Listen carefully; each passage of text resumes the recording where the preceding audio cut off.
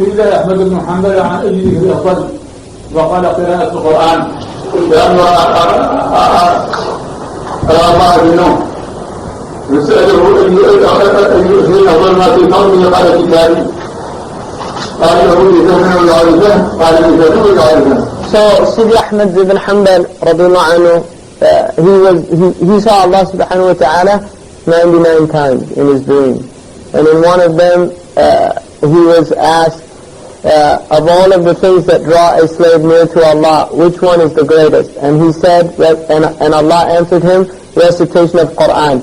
And he said, Ya Allah, with understanding or without understanding? And Allah subhanahu wa ta'ala, according to the Imam, answered him, بِفَهْمٍ أَوْ بِغَيْرِ فَهْمٍ, with understanding or without understanding? In other words, even an ajami who doesn't understand what they're reading, they're drawing close to Allah with the Quran. وفي الحديث يريد أن ربه والذي لا يقوله في الحديث المجيد قال البخاري. So in Sahih al-Bukhari, the Messenger of Allah sallallahu alayhi wa sallam said, the likeness of the one who remembers Allah and that doesn't is like the living and the dead. That's the analogy in the dunya. Somebody remembers Allah is hayy, qalbuhu hayy, his heart is alive, so he's alive. And the one who doesn't remember Allah, qalbuhu mayyit, so he's mayyit, his heart is dead, so he's considered dead.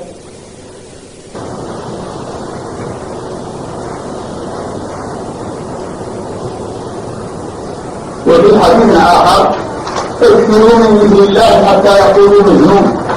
And in a hadith, it's a good hadith, it says, make remembrance of Allah until they say he's a madman. Because one of these mad people do is they talk to themselves all the time.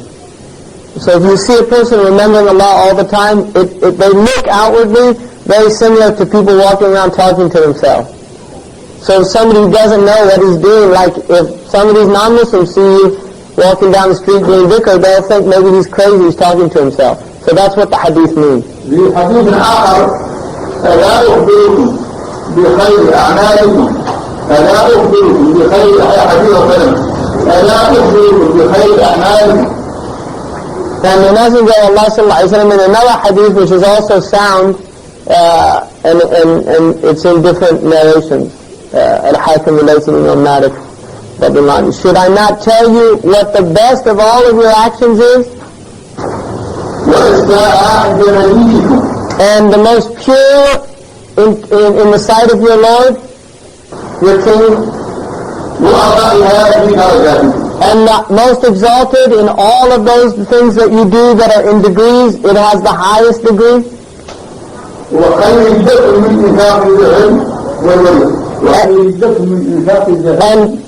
And better for you in spending wealth of gold and silver.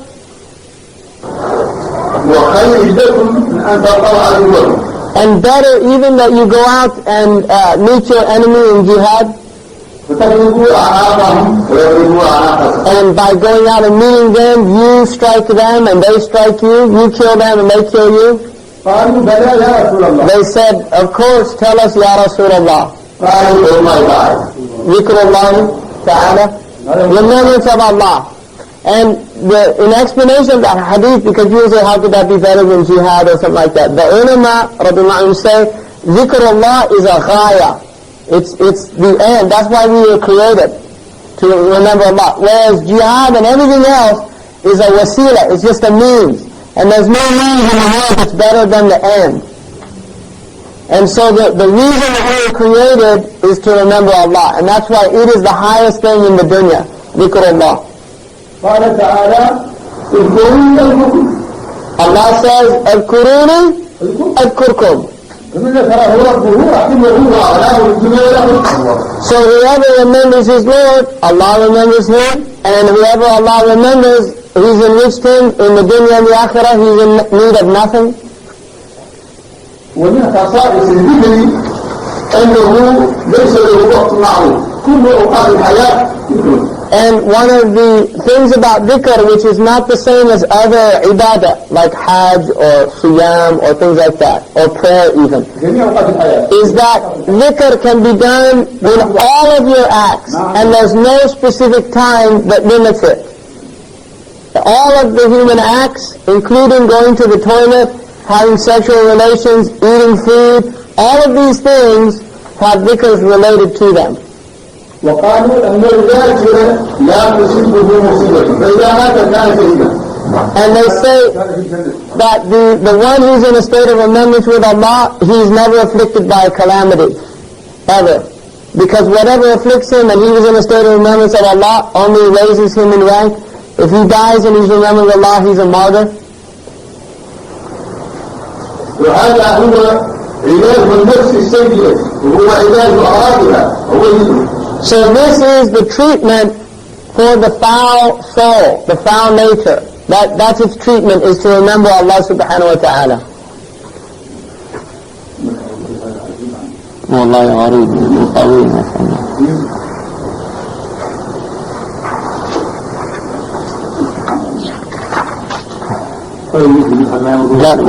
وابدأ بالاستغفار والصلاة على جبيرنا إلى الخيرات.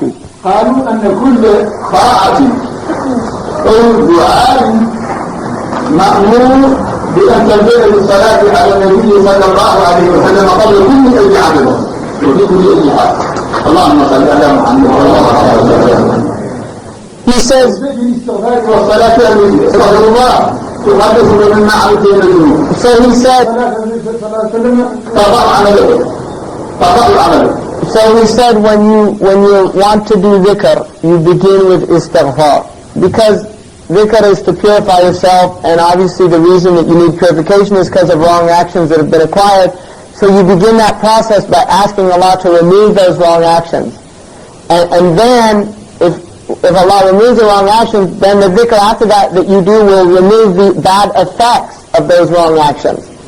Because the wrong actions have effects. And so you pray on the Prophet ﷺ, because prayer on the Prophet acts as a murabbi for the heart itself and purification of the heart. Which is why also most of the later ulama all encourage those two specifically, because of the wrong actions that so many of us are engaged in, but also because by ijma' of the ummah, the only dhikr that's absolutely guaranteed to be accepted by Allah is salah ala nabi. Anybody who says Allahumma salli ala Sayyidina Muhammad, it's maqbool. Inna Allah wa malaikatahu yusalluna ala nabi ya ayyuhalladhina amanu sallu alayhi wa sallam. Inna Allah la nafsi wa malaikatahu. Inna Allah wa malaikatahu yusalluna ala nabi. Huwa wa malaikatahu wal mu'minuna ala So Allah subhanahu wa ta'ala commanded a command that He Himself began with, which you don't see that anywhere else in all the things Allah has commanded us to do. He doesn't begin with it except prayer on the Messenger of Allah.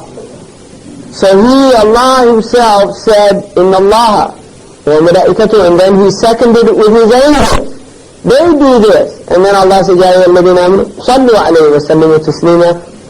Pray on the Messenger of Allah and do taslim. Allahumma salli ala Sayyidina Muhammad wa sallam. والحديث قال أنه من صلى عليه صلاة واحدة صلى الله عليه وملائكته عشرة. So whoever prays on the Prophet ﷺ one time, Allah prays on him 10 times according to the Sahih Hadith. And he said, whoever Allah has prayed on 10 times, what else do they need in this world and the next? So, just pray on the Habib sallallahu alayhi wa sallam, marra wahida. Allahu Akbar. الصلاة عليه نور في القلب ونور في القلب ونور على الصراط. والصلاة عليه هو صلى قال الصلاة عليه نور في القلب ونور في القلب. الصلاة عليه نور في القلب ونور في القلب ونور على الصراط. So the Prophet ﷺ said that prayer upon the Messenger of Allah is light in this world, light in the grave, and then light on the sirat. So in other words, it will give you light, guidance.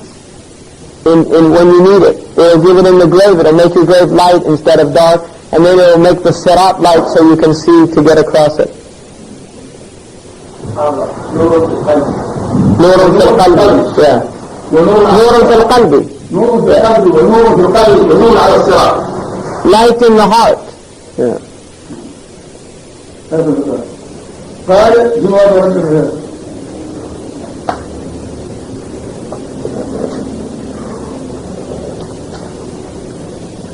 يدل على أنها ليس في القرآن صلاة على أحد إلا على رب ربنا. يقولون الصلاة ومن الصلاة عليه في كتاب الله.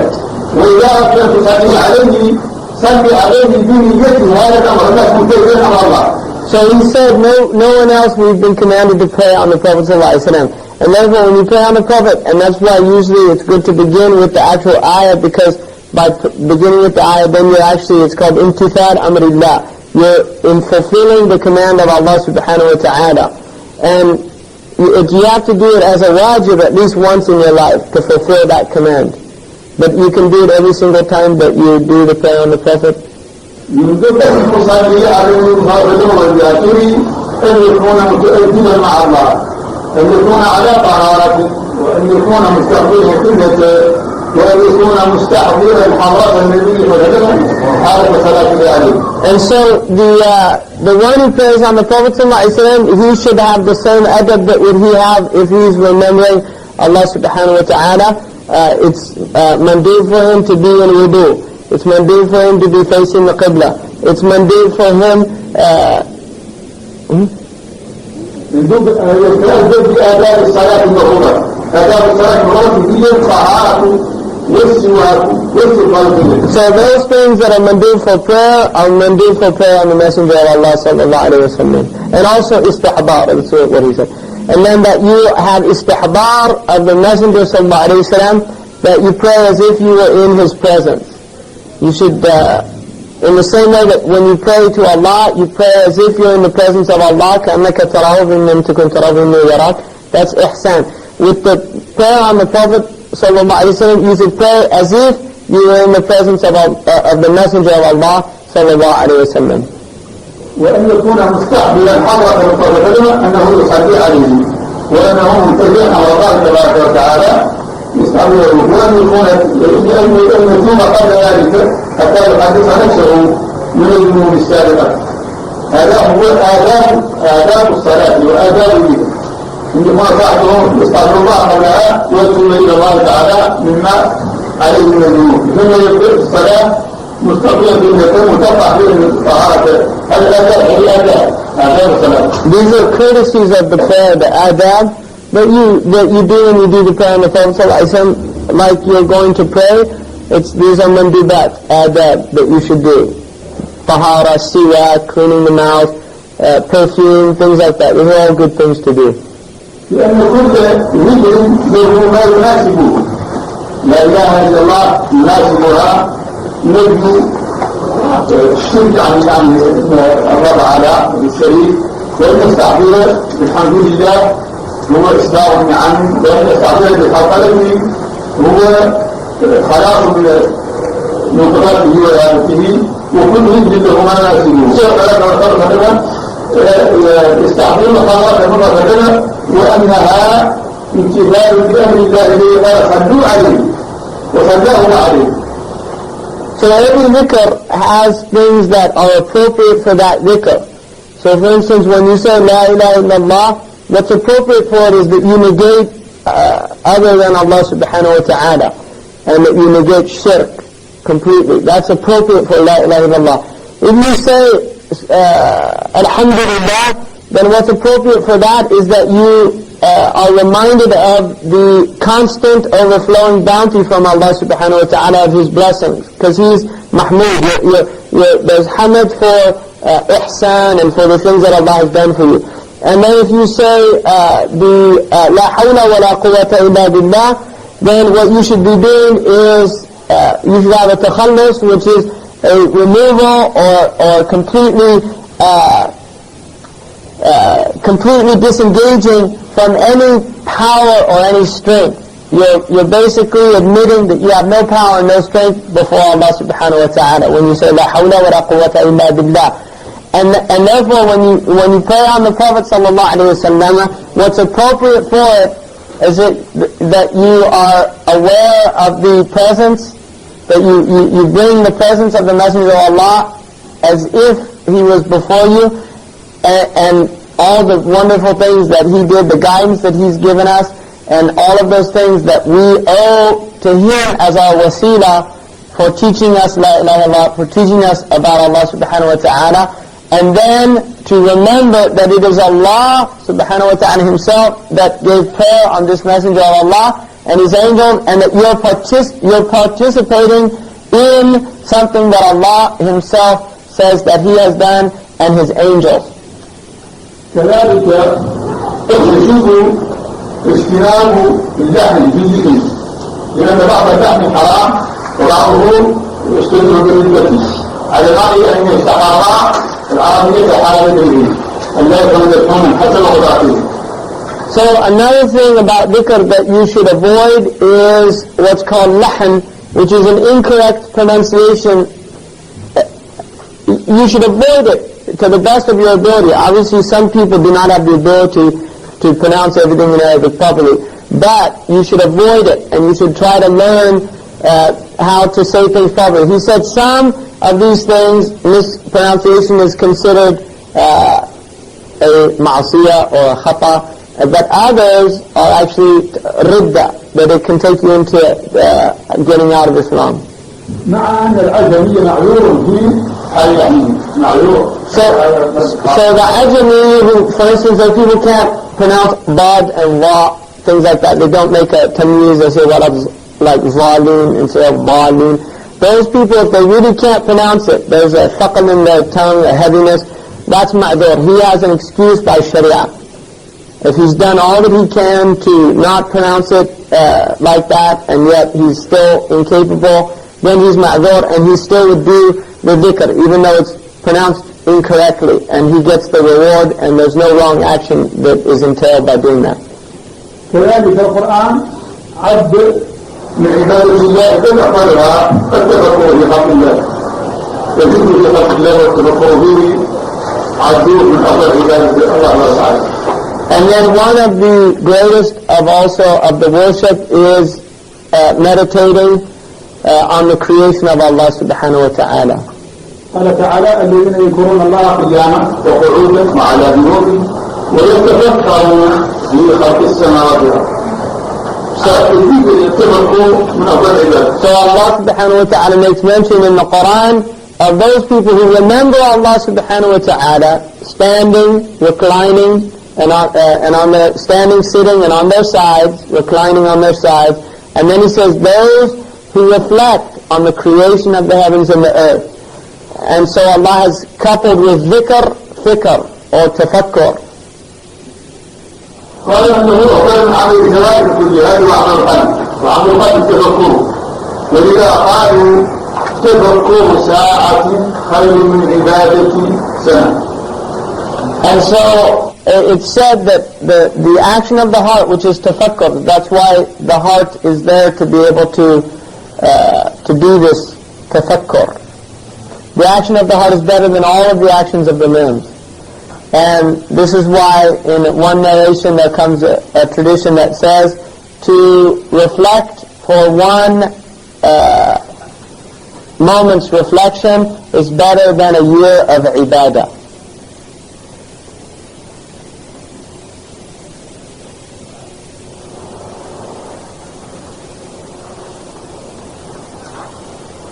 قال أنه على أربعة أنحاء تفكر في آيات الله، تفكر في خلقه وعدالته، عدالتها تولد المحبة، وتفكر في وعد الله الزواج، وعدالتها تولد وضعه، وتفكر في وعده بالعيان، وعدالتها تولد وضعه، وتفكر في جزاء النفس مع إحسان الله، وعدالتها تولد الحياة من الله، تولد الحياة من الله.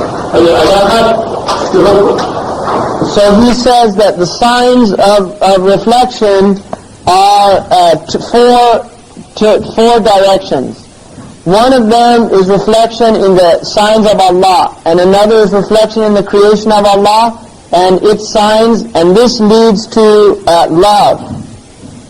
So that leads to love by reflecting in the signs that Allah has made and in His creation, and the sign that the creation indicates about Allah leads to love of Allah, because you see all that Allah has done for the human being.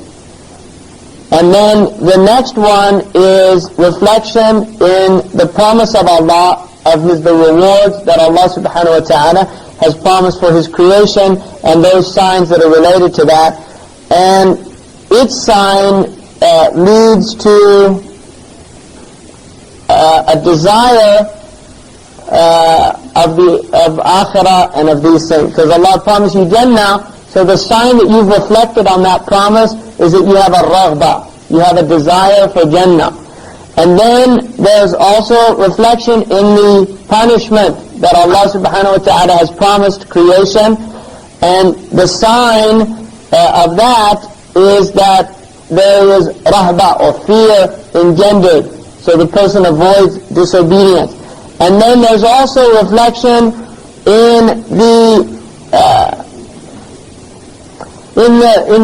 rude nature of the self, the jafa of the self, the harshness of the self towards Allah, despite Allah's ihsan to him.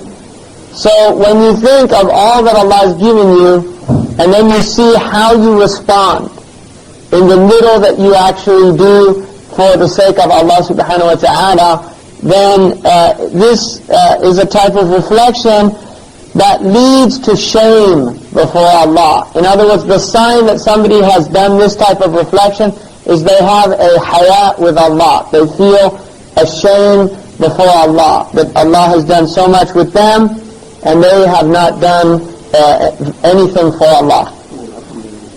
No. شوي ما زال قريب يعني 15 دقيقة.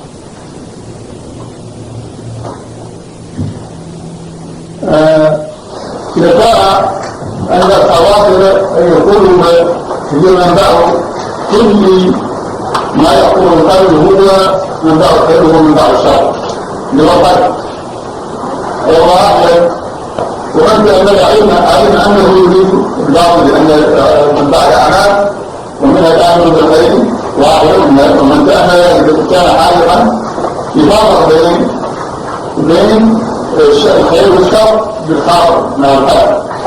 هذا هو الذي يفرق بين الشر والخير. So the heart is the thing that differentiates between good and evil, and the source of all of these matters is related to the inrushings that occur to the heart. So the heart has these inrushings, khawatir that occur to the heart. It's like a guest that descends upon the heart, and there are different types of them.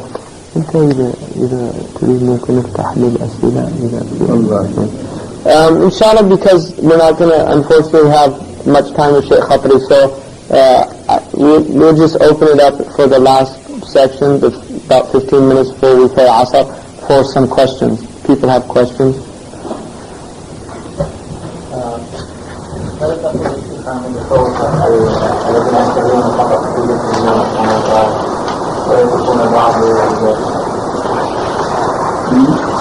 يسرع عن مثل المتصوفة الذين يشتغلون بذكر الله وممكن يهملون واجبات أو أول ما يجب على المكلف وأفضل الطاعة وأفضل الأعمال تعلم العلم قبل كل شيء. تعلم العلم قبل كل شيء، فرض العلم قبل كل شيء. لا يقبل من العبد شيء ما دام يفهم ضرر عنه. So here, the question that Qais asked was about people like now what they call mutasawwifa. Imam al-Maqari differentiate between Sufiya and mutasawwifa. Mutasawwifa are people that يدعون Sufiya. They claim to be Sufis. And so one of the signs often of those people is that they'll do a lot of dhikr of Allah, but they ignore wajibat. And so he asked what's his opinion, and the Sheikh said that the first and foremost obligation on every human being is to learn knowledge before anything. And a human being is nothing until he's learned the fard ayn. He has no maqam, nothing with Allah. He's nothing. It's like an animal. He's the same. Because Allah has commanded him with a very minimal amount of taklif to learn how to do certain things. And the fard ayn, if he hasn't learned them, then he's living the life of just like worse than animals, because he's astray and he's not doing anything to get out of his error.